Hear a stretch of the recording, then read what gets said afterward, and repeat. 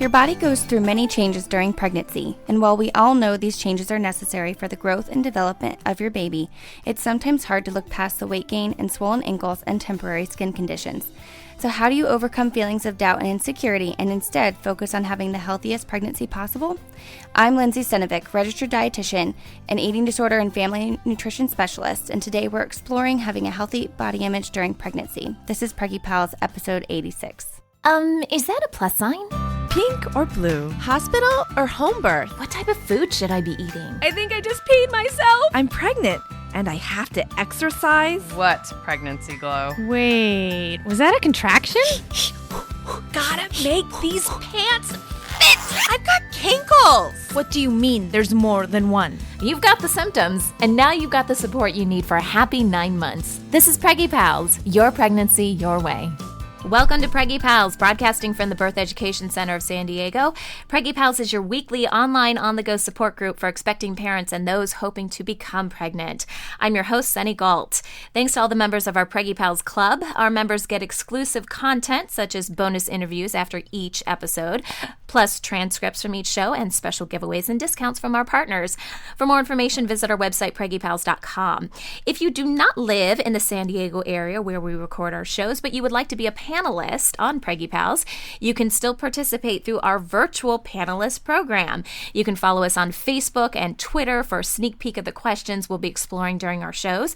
If you are on Twitter, use hashtag PreggyPalsVP. VP stands for virtual panelist, and you can submit your comments for a chance to be on the show. You can also ask our expert questions that way.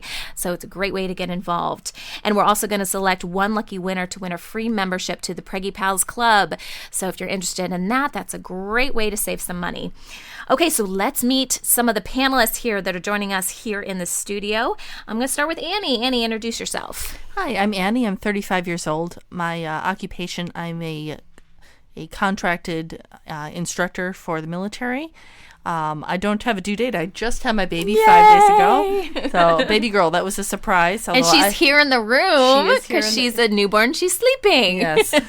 So I have my newborn, Stella, and then my two other children, Lucy, who's 1, and Clara, who is 8. Okay, and Rachel.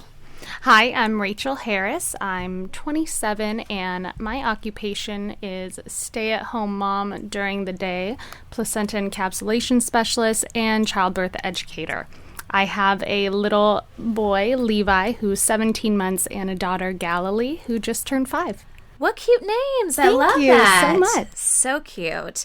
And Lindsay, do you want to say a little bit about yourself? Sure. I'm Lindsay. I'm a dietitian in the San Diego area, and at the end of the day, I help women heal their relationship with food and their bodies, and I also help them to help their families do the same. So important, especially during pregnancy. This is such a great topic. I'm really excited for today. Well, ladies, thank you for joining us. Okay, so before we get started with today's show, you guys heard from Annie a little bit in the beginning, and she just had her baby girl, Stella, who is here in the studio. And we do have a segment on Preggy Pals called 5-Minute Birth Stories, where in 5 minutes or less, we try to give the highlights, because I know a lot happens during birth. We can't give all of the details, but at least some of the highlights from our birth. And so since Annie has been a panelist on the show in the past, and she's also taking over as host at Preggy Pals here shortly, I thought you guys would all get a kick out of hearing her birth story. So Annie, tell us a little bit about, you've had a busy last week. I have, yes. So this is baby number 3, my birth story for baby Stella, although it was unknown the gender here until the birth. So again, my third baby, my first was a planned hospital birth, which was fine, although I knew I wanted something different with my second. My second was a planned home birth, and we needed to transfer into the hospital at the very end. So going again for the home birth for number 3. Went through childbirth education and really took care of myself throughout my pregnancy. My husband was deployed for a majority of my pregnancy, so I was really hoping that he would be able to make it home in time. He came home from his deployment when I was 38 weeks pregnant and was having just prodromal labor for a few weeks and went over my due date and still no baby. So he had his change of command. He assumed command of a minesweeper at Point Loma. And so it was really, really rainy and kind of a crappy day. And I was able to make it, and I was very happy the baby had not come. That evening when we got home, sent home the babysitter. About an hour after that, the contractions started. Regular pattern. They didn't stop. So called my birth photographer, called my doula, who ended up, she had the flu. And so no. she had to call, and so it was so sad because, you know, we had to have a great relationship. As it turned out, the backup that she had selected was, I'm a doula as well, so the backup that she had selected for herself was this woman and I back each other up when I'm active as a doula. Oh, nice. So she came over to the house, the senior midwife came to the house, and by then it was probably about midnight. Regular contractions, but the midwife was concerned that I was going to run out of gas, so sent everyone to bed. I tried to sleep unsuccessfully, but at least everybody else could get some sleep. I spent a lot of time walking back and forth. I think I peed probably every 5 minutes, going back and forth throughout the night from the bathroom to the bed. Woke up in the morning, was checked at 5. Labored some more, just walking around the house. I set up the birth. My husband set up the birth pool. I took one look at it. I said, "That looks like the worst thing in the world right now. You couldn't pay me money to get in that thing." So I just, I don't know if it had to do with just I'm a little bit claustrophobic. So I just wanted to be able to move and stay vertical. At 8:00, I felt sick, and I turned to my kitchen sink and vomited all in my kitchen sink. At the same time, I thought I'd peed myself, but it turned out it was my water breaking. Oh, okay. I'm yelling at everybody, telling them, I'm so stupid. Why am I doing this again? This is ridiculous. Felt a lot of pressure. So started just pushing instinctually. Now, my second baby, I pushed once and she was born. So once the midwife told me, "Oh, that's your amniotic flow," I'm like, awesome. I'm tired. I'm ready to be done with this. Not so much. I pushed and I pushed and I pushed all over my house, walking up and down the stairs, falling asleep on my feet literally, until the midwives basically conferred among themselves and said, "Okay, this has to happen now because you're getting exhausted." So I ended up on my back in my bed, which was the last position that I wanted to be in, with my husband holding up one foot and my doula holding up the other foot. And I pushed up my baby, and they told me to reach down and grab your baby, and I did. And so I was the first one as I pulled her up to my chest and saw that it was a little girl. So, and I kind of had a feeling that that was a little girl as well. Mm-hmm. So, and so I've been at home until pretty much today. This is just recovering. What a great date. Yeah, exactly. Coming out to Preggy Pals. Yeah. Yeah, so it was, and that probably the best part of the whole birth was just being monitored carefully, but not feeling like I was being watched. And 2 hours after the birth, everything was cleaned up, and my other daughters were in school and daycare, so my husband and I collapsed into bed with the baby, and it was wonderful. We just have had a wonderful postpartum period of just me and my baby. And my family around me. So I love that. Mm-hmm. So a good home birth experience for very you. much no so. transferring, no anything like that. No, I love very it. very hard though. I mean, probably the hardest of all my 3 births. It was a lot of work. So, but now, why do you think this one was a little bit more difficult? I think some of it was just due to some pelvic floor support issues. Mm-hmm. They actually had to hold kind of my pelvic floor out of the way. It was almost like my midwife was like a human speculum, basically, kind of pushing my pelvic floor out of the way so the baby could descend. I didn't mention baby was 9 pounds 14 ounces. But you've had big babies in the past. I have, and that might have something to do with kind of the pelvic floor issues that surfaced during this birth. Right, so. Right. Yeah, so with number 2, it was like, it was so quick, and it was intense.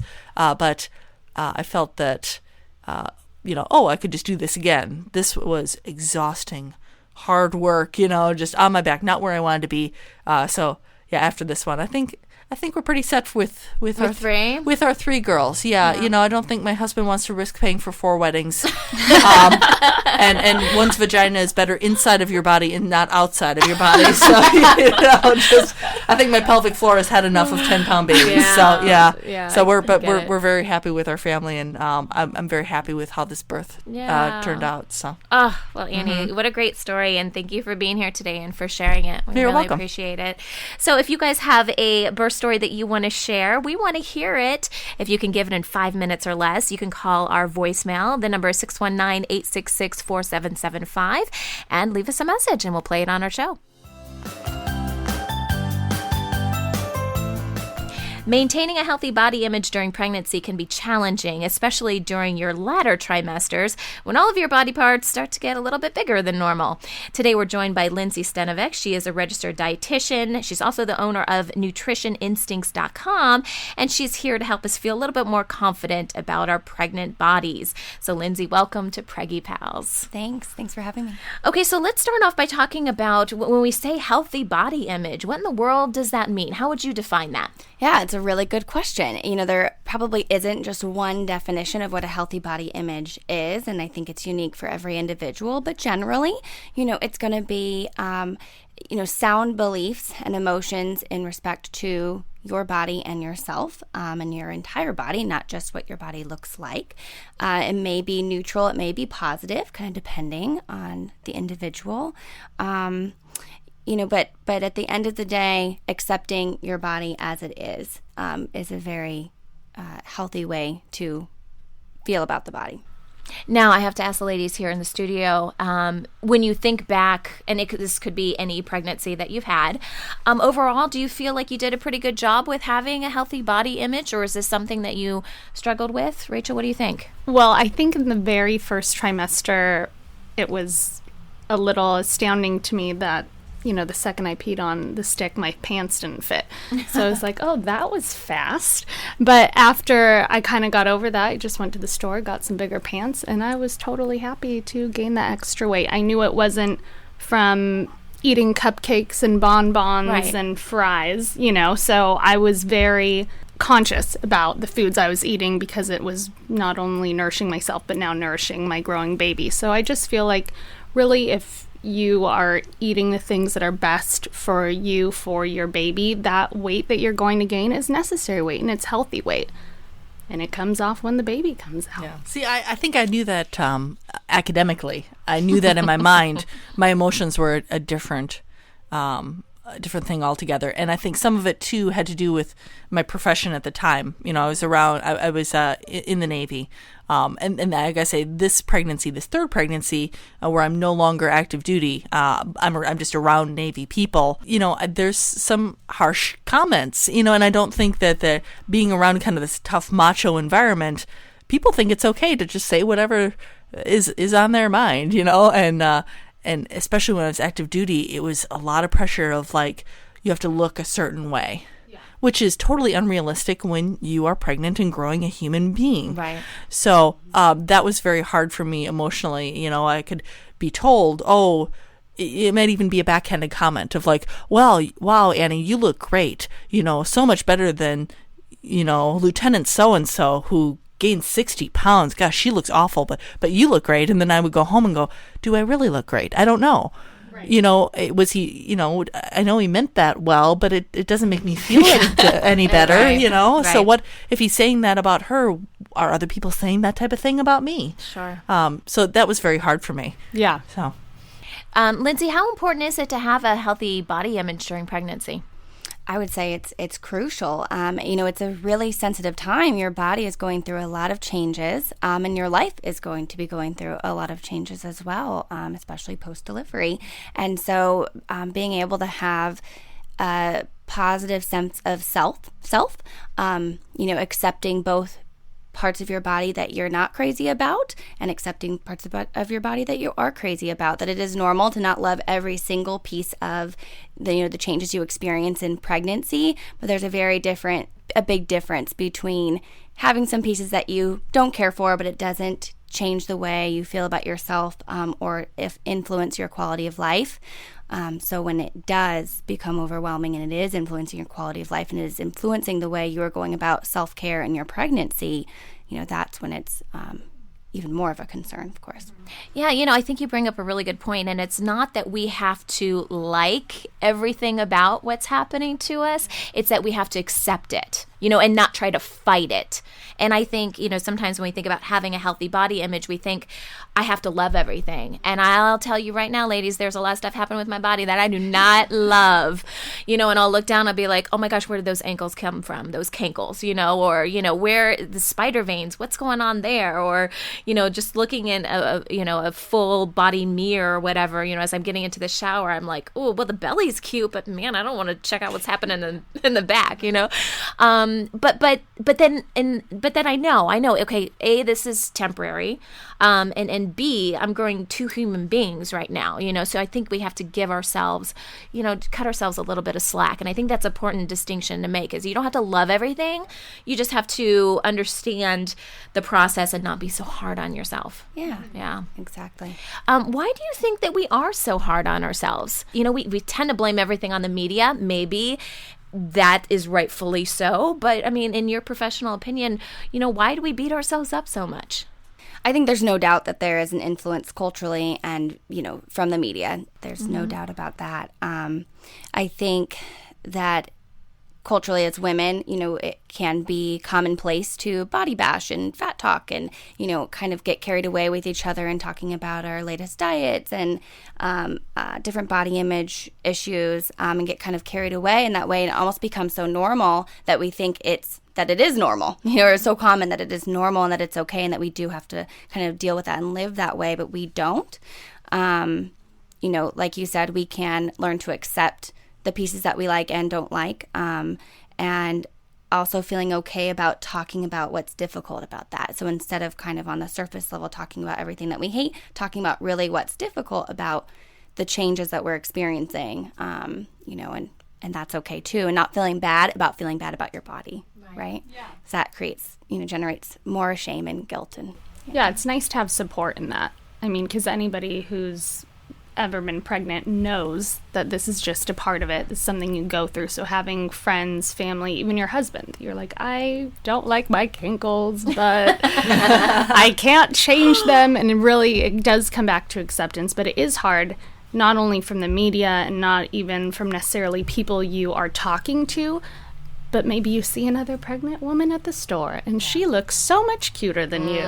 Or how come her arms aren't getting fat like mine? And how is it all just staying right there? Who are these people? And at the same time, they have no control over that. So it's putting our own, we're projecting our own insecurities, and then they're getting fortified just on a day-to-day basis, not even just in media, but just from somebody walking down the street. There's a great part in the movie, What to Expect When You're Expecting, and there's two characters, and one of them has every pregnancy-related symptom that you could possibly have. And then the other one is her, I don't know, it's like her husband's stepmom or something, but she's actually younger than she is, like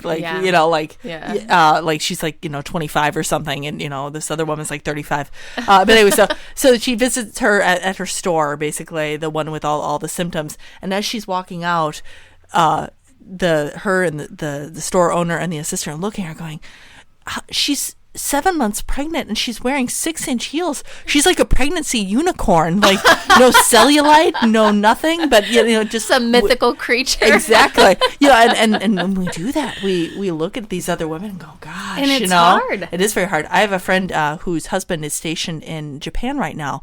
And she's spoken about that. And again, people don't want, especially in that culture, you don't want to shame anyone or make anyone feel bad. But, she would be 20 weeks pregnant, and they assume that she's full term because on the whole, Japanese women just don't get as big as American women do. It's not as advised for them. I gained 45 pounds consistently each pregnancy, and it comes off. Right. It does. Right. And that's not something that my care providers concerned about. I'm very, fit and very healthy, and I eat well during my pregnancies. But that same 40, I know if I, moved to Japan where my friend is, that would be very much scrutinized. So it seems like different country to country and culture to culture, as you were saying. Absolutely. Every woman carries differently, and is going to have, every woman has a different body type, period. And that includes in pregnancy. And we have to kind of challenge the immediate reactions that we have too, and that we see a woman who looks different and automatically our reaction is, oh, maybe that's better than the way that I look in my pregnancy, or she's carrying better. Where did we get that message? How did we develop that belief that one is better than the other when that's not the case? And I do think, of course, media does play into that. We hear these messages all the time. Either someone gained too much weight or didn't get enough weight, and God, poor Kim Kardashian. I know. Oh my God. I know. I feel bad for her. I mean, I don't like her at all. Don't get me wrong. But you still don't want to see people bash. You know what? Absolutely, as a human being, as a pregnant human being, that was awful. What she had to deal with. It really was. And she mentioned afterwards how hurtful those comments were in the tabloids. I mean, how could they not be? Yeah. And you know what?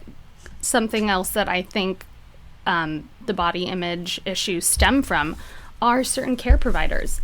In my classes, we talk about nutrition heavily throughout my series, and I always get at least 2 to 3 moms who aren't really necessarily maybe buying what I'm saying because their doctor told them that they shouldn't gain over 25 to 30 pounds. Or they went to their last appointment and their doctor weighed them and they said, I don't want you to gain any more weight till your next appointment, which is just lunacy. I went with my son Levi. I was doing a planned home birth, but I did dual care with an OBGYN for a few appointments just to do my labs and stuff. And, on the back end. And one day I went in for just a normal appointment and it was raining. And I had jeans, leather boots, cute, knee-high wool socks, top, scarf, and all very lightweight things. You're right. Yeah, and a wool jacket. And they weighed me in everything that I was wearing.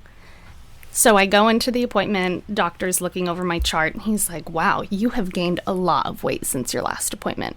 No joke. And I was wet. It was raining. Oh my gosh. Told me I had gained a lot of weight, and then told me he didn't want me to gain more than 2 pounds until he saw me next. He wasn't going to see me for almost a month and a half. How is that even possible? And these are, fairly decent providers in the area that are giving these recommendations to women. And did he once try to talk to me about my diet? Did he once try to bring up anything that had to do with nutrition? And, what are you eating? Tell me about, your habits. How's your lifestyle? No, nothing. Just don't do that. The number on the scale. Number on the scale. Mm-hmm. That's horrible. Horrible. Yeah. Yeah, that's very common. And I think there's a lot of pressure on doctors to discuss weight with pregnant women and with clients in general right now, I think. But at the end of the day, it's how you're taking care of yourself that matters most. And when a medical provider is telling a woman, I don't want you to gain too much weight, or I don't want you to gain more weight, what's a woman to do? I mean, we're living in a dieting culture, and dieting is probably going to be the first thing that woman turns to try and control that. How else are you going? And actually, dieting, pregnant and non-pregnant, actually leads to more weight gain in the end, and is extremely unhealthy for your pregnancy, for your baby, for you, for your emotional well-being. So really being able to take that information, apply it to your own life, and kind of and even share, well, I'm curious because these are the things I'm doing. Do you really think that is harmful, or do you think I'm maybe just gaining a little bit more weight because that's just the way I am? Right. Yeah.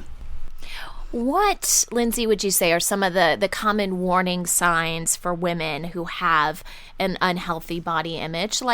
Because, I think we all kind of go through some self-doubt, but that doesn't mean that we have an unhealthy body image. So what would you say is that defining line, or, what's the criteria we should be looking for there? Sure. So a significant increase in negative thoughts, feeling consumed and overwhelmed by the negative thoughts about your body, changes in your eating or exercise in response to feeling badly about your body or weight, missing social activities due to body dissatisfaction, or feeling like you need to miss social activities to go work out instead, feeling pressured to do that, and any severe mood changes that you're noticing.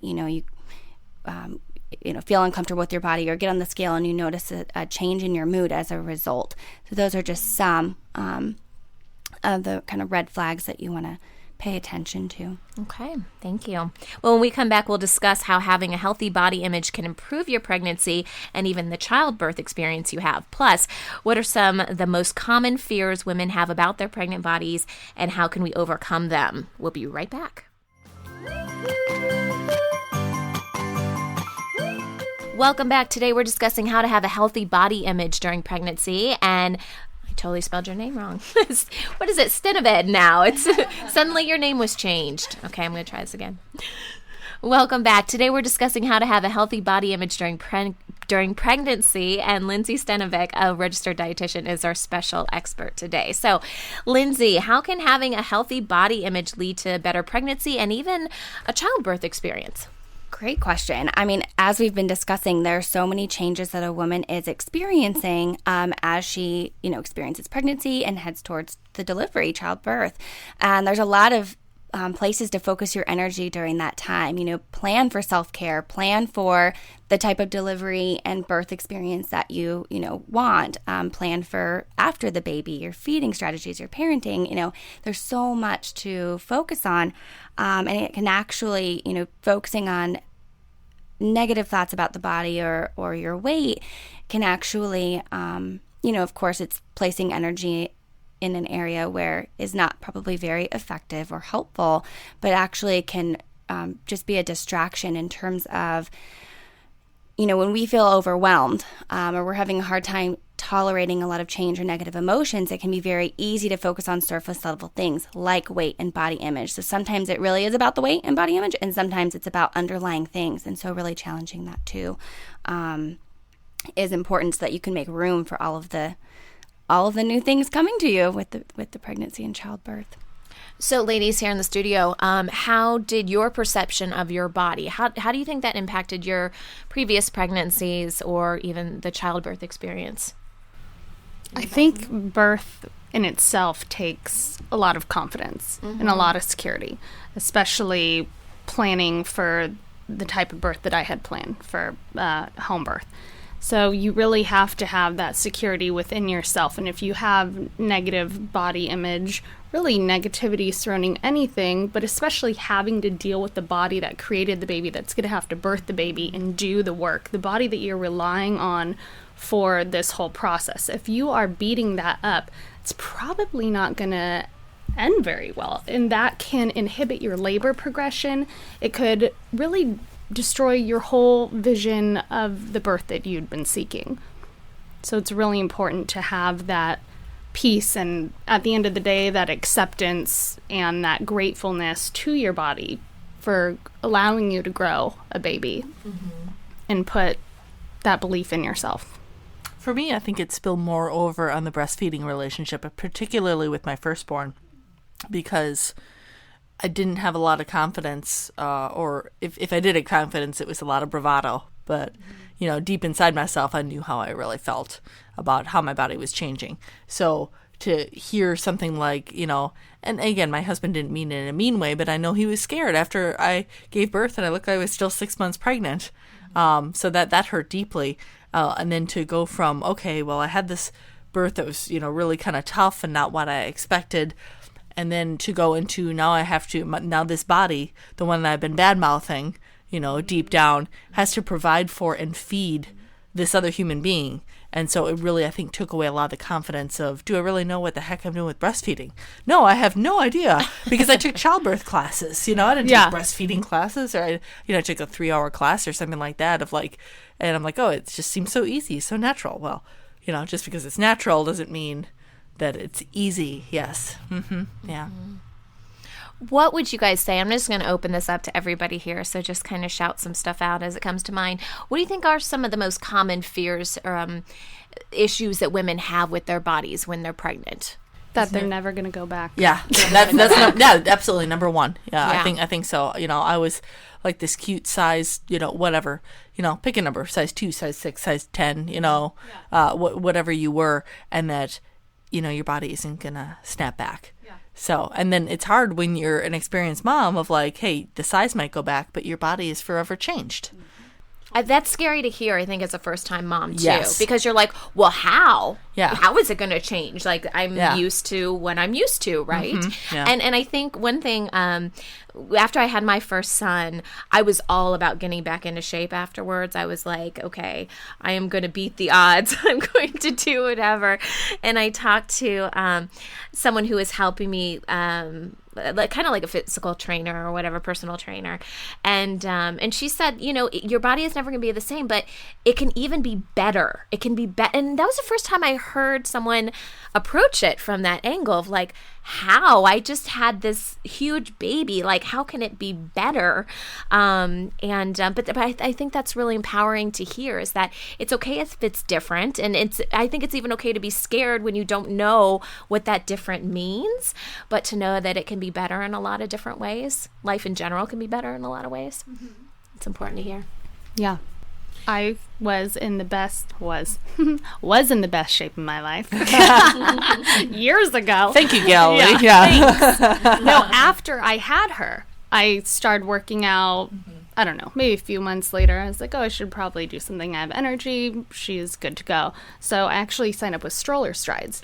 And that was amazing. I was in the best shape I'd ever been in my entire life. And I was only going 2, maybe 3 days a week.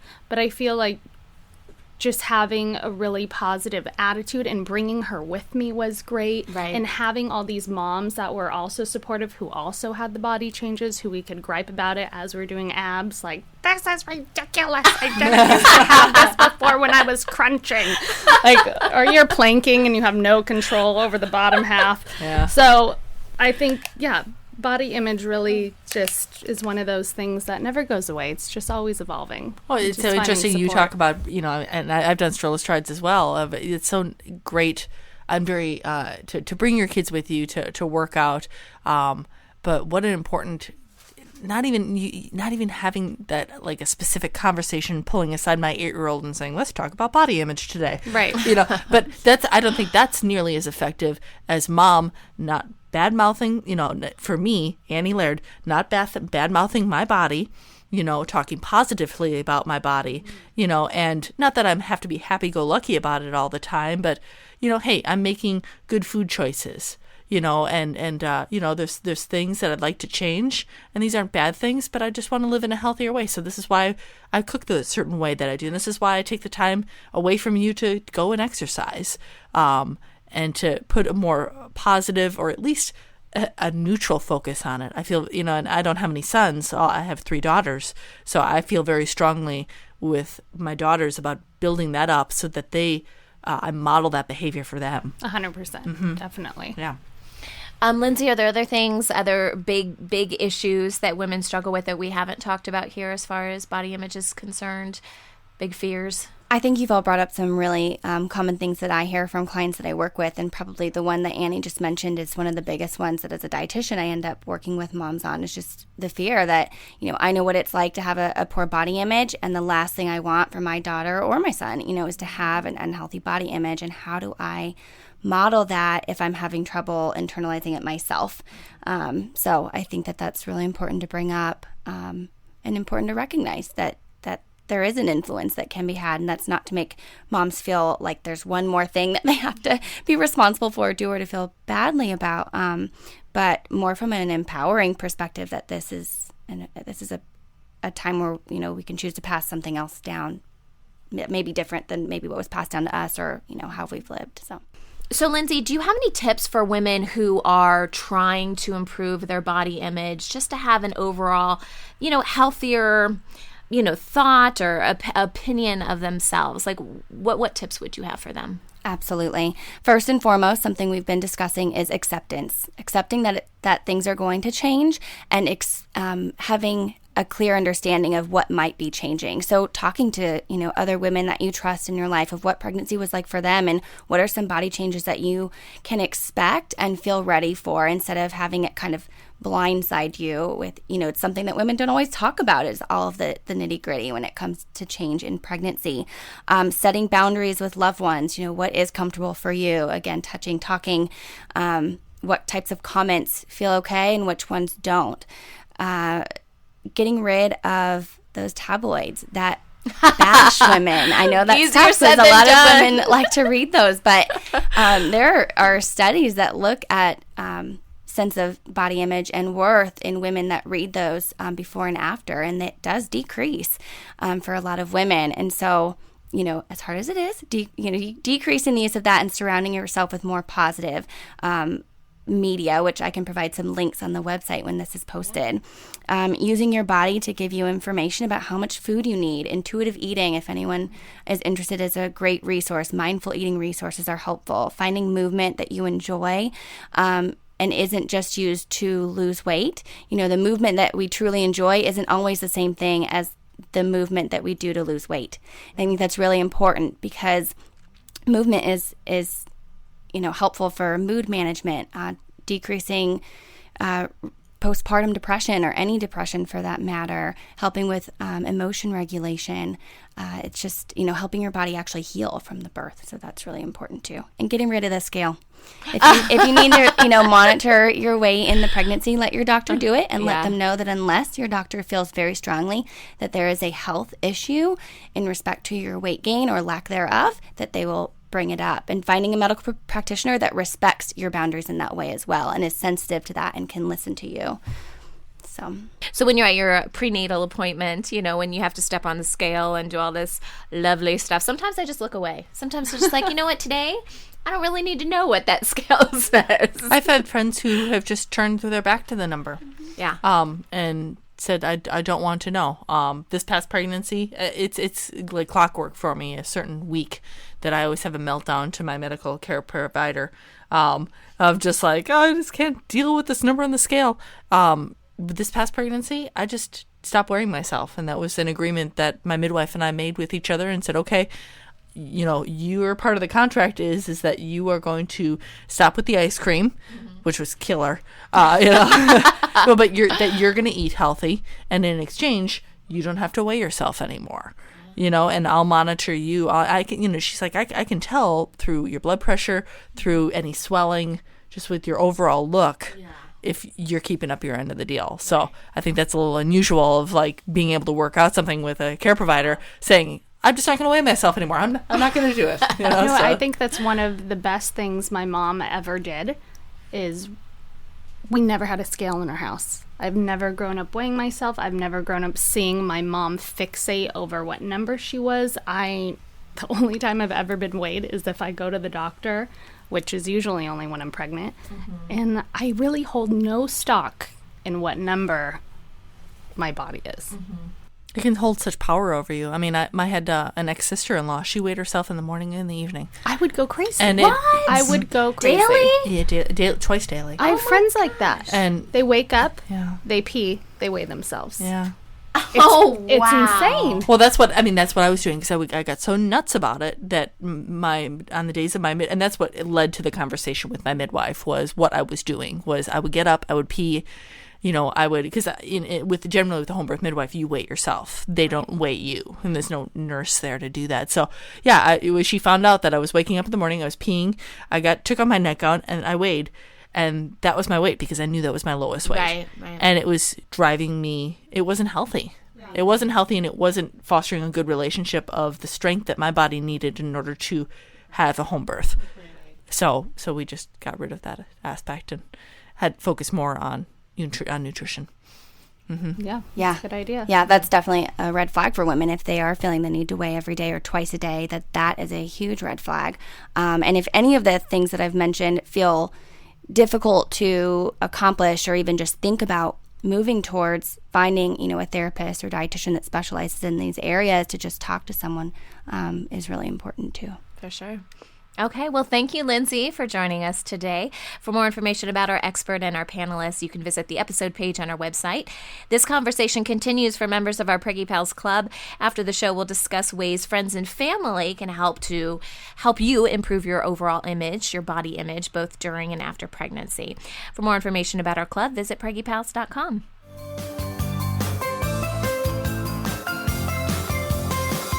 Well, we always love to hear from our listeners. I want to read you guys a question from one of our listeners. This comes from Mary, and she wrote to us on our Facebook page. Mary says, I need some advice on how to better communicate with my husband. All we do is snap at each other. I've been asking for his help to get the baby's room ready for months, and yet very little gets done. It's frustrating when guests come to visit and they ask why the crib, gifts, etc. are all lying on the floor and how they can help. Can you offer any advice on how I can get through to him? Well, Mary, we decided to ask our resident dad psychologist, Dr. Danny Singley. Hi, Mary. My name is Dr. Dan Singley, and I'm a clinical psychologist specializing in men's issues with a particular emphasis in new fatherhood.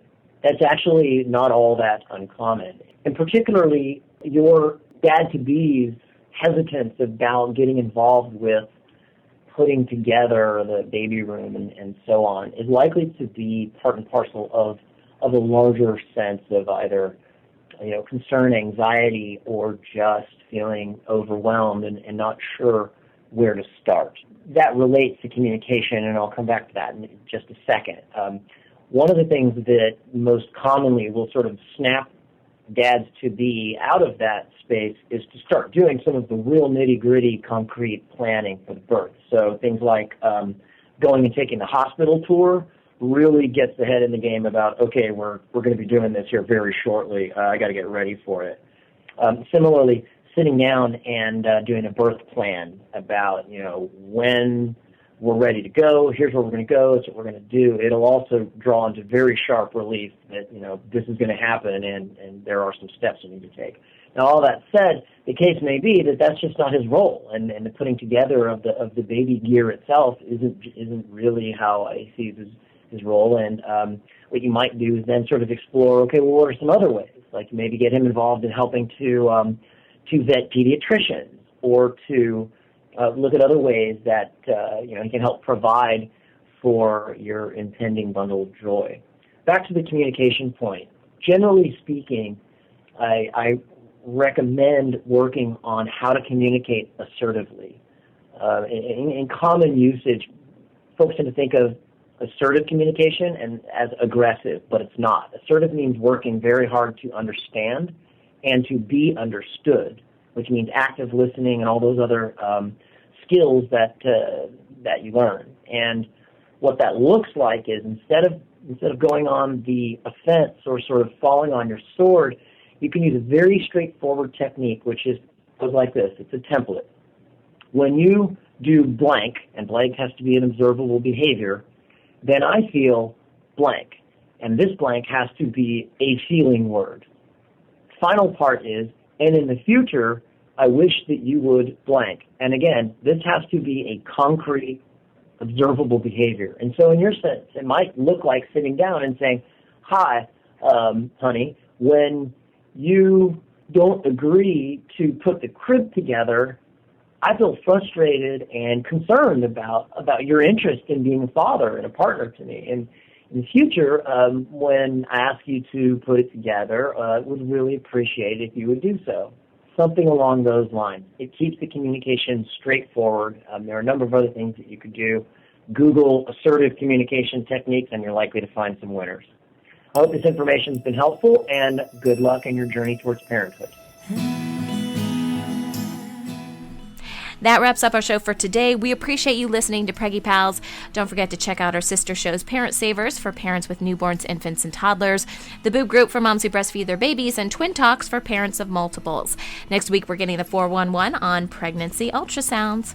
This is Preggy Pals, your pregnancy your way. This has been a New Mommy Media production. The information and material contained in this episode are presented for educational purposes only.